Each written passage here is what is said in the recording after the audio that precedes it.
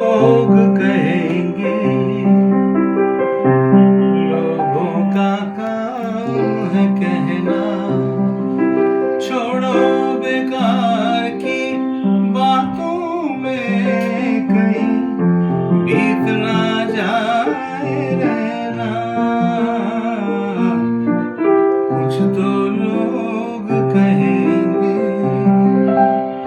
लोगों का काम है कहना, छोड़ो बेकार की बातों में कहीं बीत ना जाए रहना। कुछ तो लोग कहेंगे, लोगों का काम है कहना।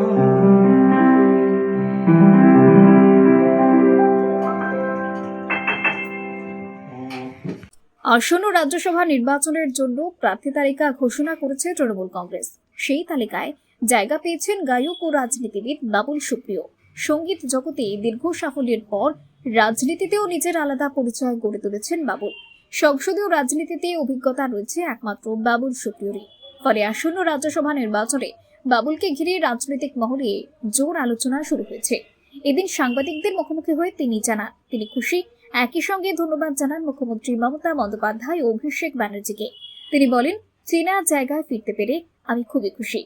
আমি সবার সর্বোচ্চ দিতে চেষ্টা করব।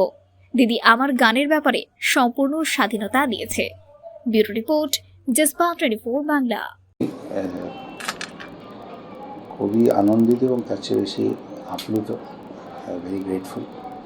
হ্যাঁ, ঠিকই চেনা পার্লামেন্ট আমার চেনা জায়গা, বাট দিদি যা বলেছেন এক্স্যাক্টলি সেটাই করছি। উনি আমার সেরাটাই দেওয়ার চেষ্টা করব। আর